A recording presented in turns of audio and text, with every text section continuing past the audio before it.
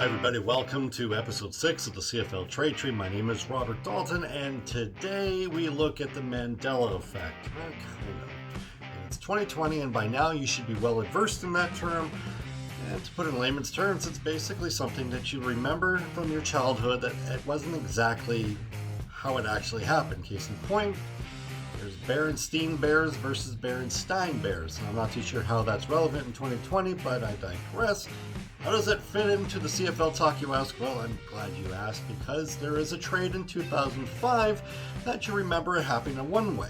You read back on it, and it happened as two separate trades. Why was it a big deal back in 2005? Well, because there was the principal component of that trade didn't go to his new team until after the 2005 season, and it made a lot of us mad because we thought it was Hugh Campbell having himself in the back pocket of the CFL commissioner, or vice versa, however that line goes. And it made a lot of CFL, and much less the anti-CFL fans, and kind of irate, and it now triggers that when you actually mention it. So, without further ado, what I'm going to do is that second trade, I'm actually going to pretend that I'm involved into the first trade as future consideration. So join me as we take a look at the CFL trade that made a lot of people mad. The principal deal happened in 2005, and the principal parties were involved. Edmonton acquired Troy Davis, Dan Comiskey, and future considerations. What did Hamilton acquire? Well, they got Ty Cody, Brock Ralph, 2006 first round pick, and future considerations.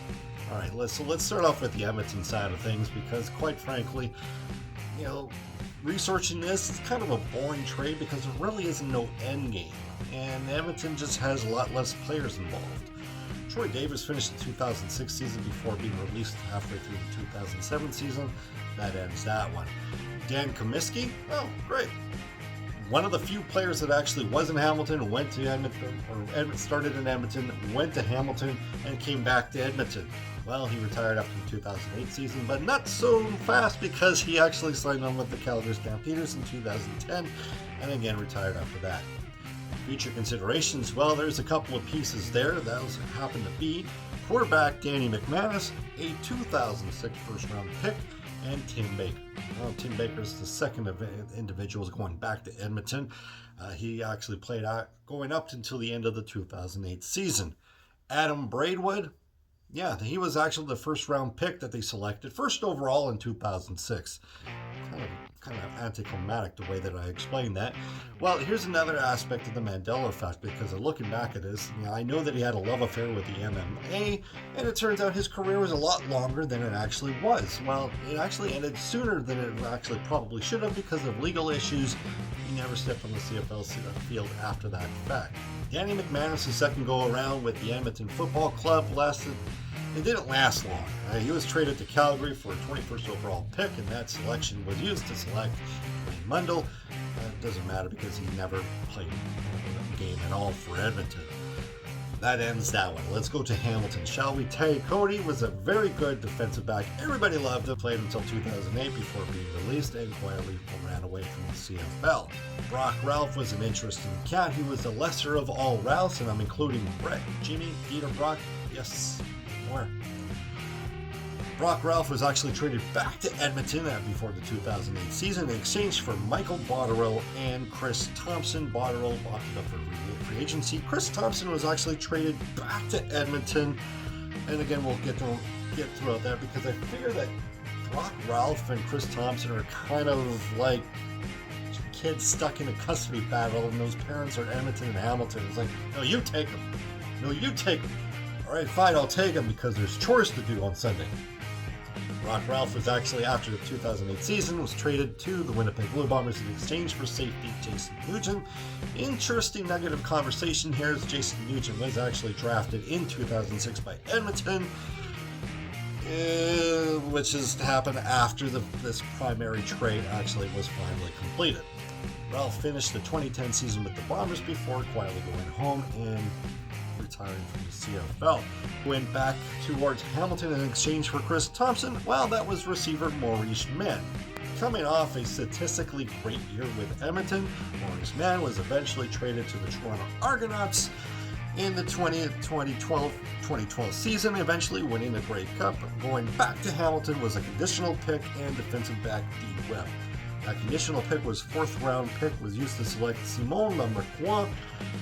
Never played a game in the CFL. D. Webb actually had a very good year in 2013, but he was traded to the Calgary Stampeders in 2014 for a conditional pick. D. Webb was cut before training camp, so the conditions were met. No harm, no foul, nothing was given up on either side. The 2006 first-round pick was used to select offensive lineman Cedric Gagné-Marcoux. Had a very good career until 2009 happened, when he opted for free agency and eventually won a Grey Cup with the Toronto Argonauts. Very good move, Cedric. Very good move. That ends that. All right, so future considerations, shall we? All right, let's take a look. Those future considerations for quarterback Jason Moss and a 6th-round pick in 2006. Well, let's get the easy thing out of the way here, shall we? The 2006 6th-round pick was used to select offensive lineman Greg Longchamp. Didn't amount to anything. Jason Moss didn't really have a good year. Was trailing a lot of players, and there were a lot of quarterbacks and a lot of stats, and he was often injured. Not to mention that the Tiger Cats loaded up on offensive toys for Moss to play with, and it amounted to nothing. In fact, a lot of people were actually fired throughout the 2006 season, which led to Hamilton hiring Marcel Desjardins as assistant general manager, which he went back to Montreal a year and a half later after that. Halfway through the 2007 season, Jason Moss was traded to Montreal to back up Anthony Calvillo. On the way back was Jeff Piercy, who didn't play anything further than the 2007 season. And a lot of people are actually thinking, hey, wait a minute, didn't Jason Moss was sick of backing up proverbial perennial Hall of Famer Ricky Ray in Edmonton, and now he's landed in Montreal where he's backing up another future Hall of Famer in Anthony Calvillo?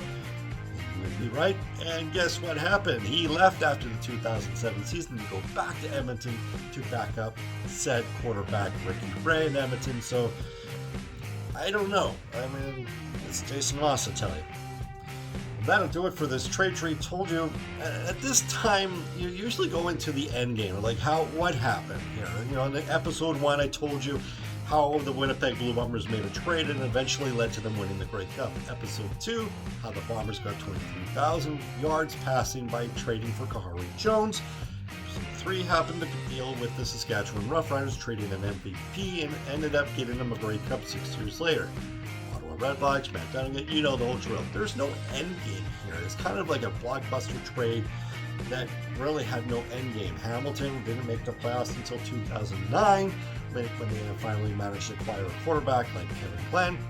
Edmonton, after winning the Grey Cup, missed the playoffs 2 years in a row, and they were kind of like just hovering around 500, so to speak. And when I say 500 in the playoffs, Eastern crossover in 2008, 2009, they lost in the Western Semi. 2010, 2011 was kind of hovering out, and then missing the playoffs 2012, 2013. They weren't relevant until guys like Mike Riley and Chris Jones got into the fold, and it has nothing to do with this trade. So whenever someone suggests a trade tree that involves multiple aspects, and sometimes it doesn't work out. Case in point, there was a 16-player trade in 1993.